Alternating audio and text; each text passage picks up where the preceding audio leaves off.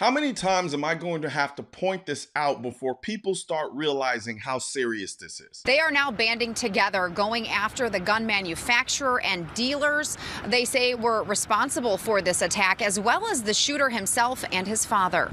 These families joining in a lawsuit against Smith Wesson, the company that makes the M&P 15 assault-style rifle the shooter used in the attack, saying the company violated Illinois' consumer protection laws by using deceptive marketing practices. We will demonstrate to a jury that Smith & Wesson is out there training mass shooters. The plaintiffs are also going after the shooter himself and his father, as well as Bud's Gun Shop, an online retailer based out of Kentucky, which sold the weapon and transferred it to Red Dot Arms in Lake Villa, where the Highland Park shooter purchased it. 3 years ago, I did a video titled Connecticut Supreme Court Rules Remington Can Be Sued Over Newtown Shooting. In that video, I told you about the federal law called the Protection of Lawful Commerce in Arms Act. This law was passed to protect gun companies from frivolous lawsuits filed by anti-gun groups and their attorneys in order to bankrupt the gun industry.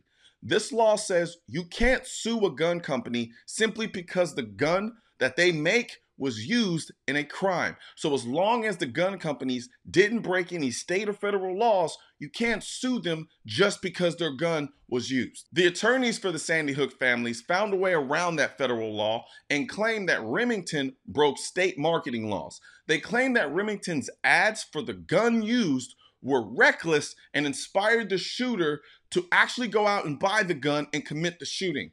The judge said, that's a pretty damn weak argument.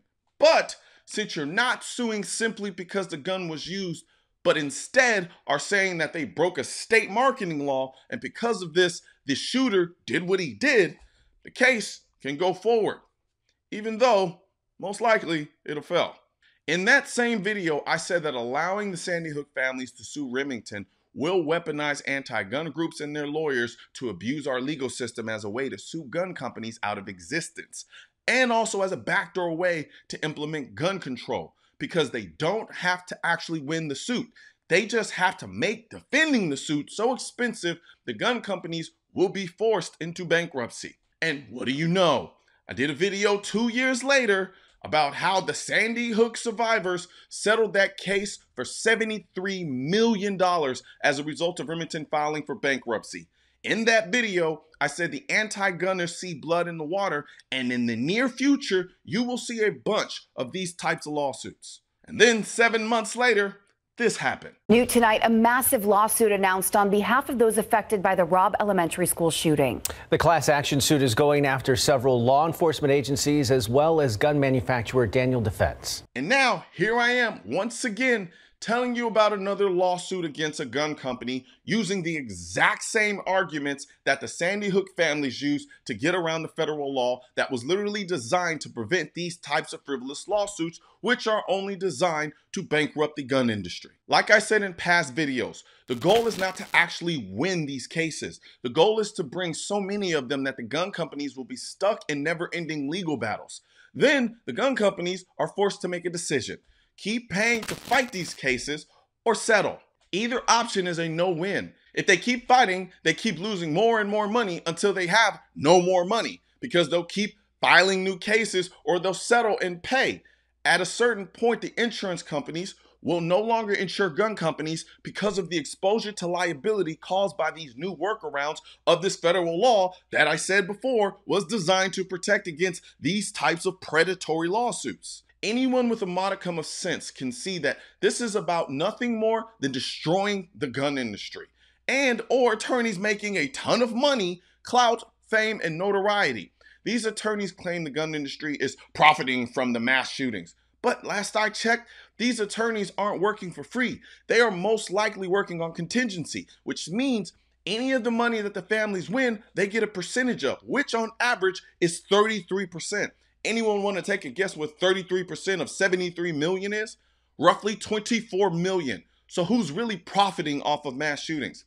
These lawyers are nothing more than massacre chasers. Even if they don't make anything from the case, they get a massive amount of publicity and notoriety, which results into more business for their practice. None of this money brings the people back that died. And even if they just want the money, Who knows how many people are part of these lawsuits? After the attorneys take their cut in expenses and then they split the money between all the parties involved, at the end of the day, they're left with a fraction of the money. So, I know what you're asking. What can I do to prevent this type of predatory use of our legal system?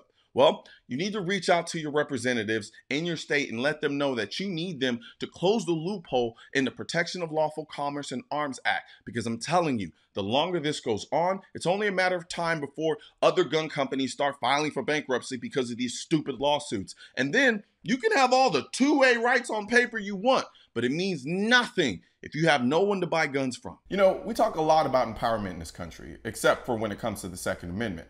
However, I can't think of anything more empowering than having the most effective tool to protect you and your family. So help me spread this message by liking and sharing this video with everyone you know. And don't forget to subscribe and leave a comment, because the Second Amendment, when it said militia, it wasn't talking about the government. It was talking about you. Also, if you want to know where to find the I'm the Militia shirt and merchandise, click the I'm the Militia link in the description section of this video. And don't forget to subscribe to the channel, and most importantly, make sure you hit that bell symbol.